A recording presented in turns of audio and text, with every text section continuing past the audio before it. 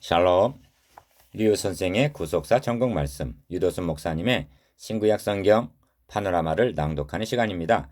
지금은 사도행전 파노라마 12장 1절에서 25절까지입니다. 하나님의 말씀은 흥왕하여 더하더라. 사도행전은 신약성경에 나타난 초대교회의 역사이기도 합니다. 역사라는 말이 왜 중요하냐 하면 성경 역사란 원복음에서 말씀한 바 뱀의 후손과 여자의 후손 간의 대결사이기 때문입니다. 그러므로 본문도 구속사라는 대결 구도로 관찰할 때 이해에 도움이 됩니다. 헤롯은 뱀의 후손의 대리자로, 베드로는 여자의 후손의 대리자로서의 싸움을 싸우고 있는 것입니다. 바로가 뱀의 후손의 대리자로, 모세가 여자의 후손의 대리자로서의 싸움을 싸우듯이 말입니다. 첫째 단락 1절에서 19절 베드로를 죽음에서 구출하심, 둘째 단락 20절에서 25절 헤롯은 죽고 말씀은 흥왕하다. 첫째 단락 베드로를 죽음에서 구출하심 1절에서 19절 그때 헤롯 왕이 손을 들어 교회 중 몇 사람을 해하려 하여 요한의 형제 야고보를 칼로 죽이니 합니다. 1절에서 2절 그때란 어느 때입니까? 11장 마지막 절 30절을 보십시오. 이방인의 최초의 교회인 안디옥 교회가 흉년으로 인하여 어려움을 당하고 있는 예루살렘 교회에 부조를 보내기로 작정하고 이를 실행하여 바나바와 사울을 예루살렘으로 보낸 그때인 것입니다. 12장 마지막 절 25절을 보시면 바나바와 사울이 부조의 일을 마치고 예루살렘에서 돌아옴을 봅니다. 12장의 사건은 그 사이에 일어난 삽입 구절입니다. 너희가 그리스도의 이름으로 욕을 받으면 복이 있는 자로다. 영광의 영 곧 하나님의 영이 너희 위에 계심이라. 베드로전서 4장 14절 그렇습니다. 사탄은 이처럼 영광의 영 곧 하나님의 영이 함께 하시는 아름다운 교회를 질시하여 그때 헤롯 왕이 손을 들어 교회 중 몇 사람을 해하려 했다는 것입니다. 만일 교회가 부패하고 세속화되었다면 이러한 박해는 일어나지 않았을 것입니다. 그러나 본문에는 헤롯의 손만 1절 있는 것은 아닙니다. 11장 21절을 보십시오. 주의 손이 그들과 함께 하심에 합니다. 헤롯의 손은 야고보를 죽이고 베드로도 죽이고자 옥에 가두었습니다. 옥 안에서는 두 군사 틈에서 두 쇠사슬에 매어 있게 했으며 옥 밖에서는 파수꾼들로 하여금 옥을 지키게 하였습니다. 6절 경계가 얼마나 엄중하였나를 봅니다. 이를 대항하여 교회가 할 수 있는 것이 무엇입니까? 이에 베드로는 옥에 갇혔고 교회는 그를 위하여 간절히 하나님께 빌더라 합니다. 5절 오직 기도로 싸울 뿐이었습니다. 얼마나 나약하고 무력해 보이기까지 합니까? 그런 극한 상황 속에서도 베드로는 깊은 잠을 잘 수가 있었습니다. 어떻게 그럴 수가 있을까요?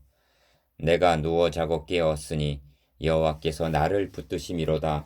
천만인이 나를 둘러치려 하여도 나는 두려워 아니하리이다. 시편 3편 5절에서 6절 호련히 1. 주의 사자가 곁에 서서 옥중에 광채가 주의 사자가 곁에 섬에 옥중에 광채가 조요했습니다. 2. 베드로의 옆구리를 쳐서 깨우매 급히 일어나라 합니다. 3. 쇠사슬이 베드로의 손에서 벗어졌습니다. 7절 4. 겉옷을 입고 따라오라 합니다. 5.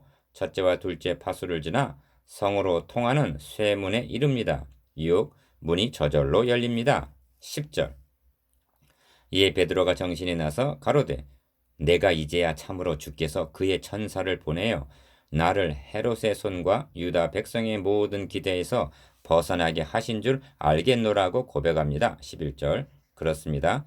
헤롯의 손에서 주의 손이 구출해 내셨습니다. 추록한 베드로가 마가라 하는 요한의 어머니 마리아의 집에 가니 여러 사람이 모여 기도하더라. 교회는 여전히 기도하고 있을 뿐이었습니다. 그런데 보십시오. 교회는 기도하고 배후에서 주의 손이 역사하고 계셨습니다. 13장 11절에서도 보라 이제 주의 손이 너의 위에 있으니 합니다. 13절에서 16절까지의 말씀 즉 로데라 하는 계집 아이와 관련된 기사는 이 사실이 진실됨을 말해주고 있습니다. 본 단락 1절에서 19절까지에는 헤롯이 4번 등장하고 1절, 6절, 17절, 19절 주도 3번 등장합니다. 7절, 11절, 17절 주께서 베드로를 죽이려는 헤롯의 손에서 구출해 내셨습니다. 베드로에게는 감당해야 할 사명이 아직 남아 있었기 때문입니다. 둘째 단락 헤롯은 죽고 말씀은 흥왕하다. 20절에서 25절. 20절에 의하면 헤롯은 두로와 시돈 사람을 대단히 노여워 미워한 것을 볼 수가 있습니다. 그러나 두로와 시돈 사람들은 헤롯의 영토에서 나는 양식이 아니면 식량 문제를 해결할 방도가 없었기 때문에 화목하기를 청하였다는 것입니다. 헤롯이 이 약점을 악용하여 저들 앞에 어떻게 군림하였는가를 21절에서 22절까지를 통하여 짐작할 수가 있습니다. 헤롯이 영광을 하나님께 돌리지 아니하는 고로라는 말씀을 22절에만 국한시켜 생각할 것은 아닙니다.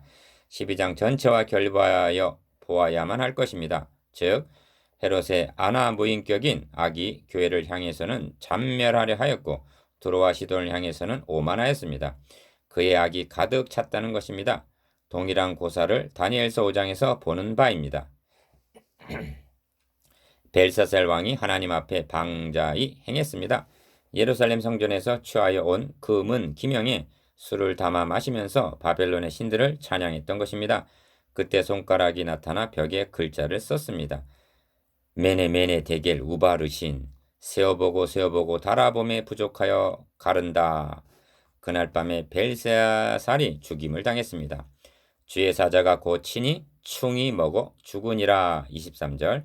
하나님의 교회를 대적하며 오만불손하게 굴던 헤롯은 죽었습니다. 그러나 본문은 헤롯이 죽었다는 것이 끝은 아닙니다. 하나님의 말씀은 흥왕하여 더하더라고 말씀합니다. 24절. 그리고 이어서 바나바와 사울이 부조의 일을 마치고 마가라 하는 요한을 데리고 예루살렘에서 돌아오니라 합니다. 25절. 왜 이렇게 말씀합니까? 온 것이 다가 아니라 그들은 곧 하나님의 말씀을 이방인들에게까지 흥왕케 하기 위하여 제1차 세계선교를 출발하게 될 주역들이기 때문입니다. 12장은 분명 교회의 위기였습니다. 그러나 하나님의 말씀은 흥왕하여 더하더라고 말씀합니다. 야고보도 아닙니다. 베드로도 아닙니다. 헤롯은 더욱 아닙니다. 12장은 하나님의 말씀은 흥왕하여 더하더라 이 한 말씀을 하기 위해서 주어진 것입니다. 야고보는 죽었어도 하나님의 말씀은 흥왕하여 더하였습니다. 베드로는 떠나 다른 곳으로 갔어도 17절 하나님의 말씀은 흥왕하여 더하였습니다.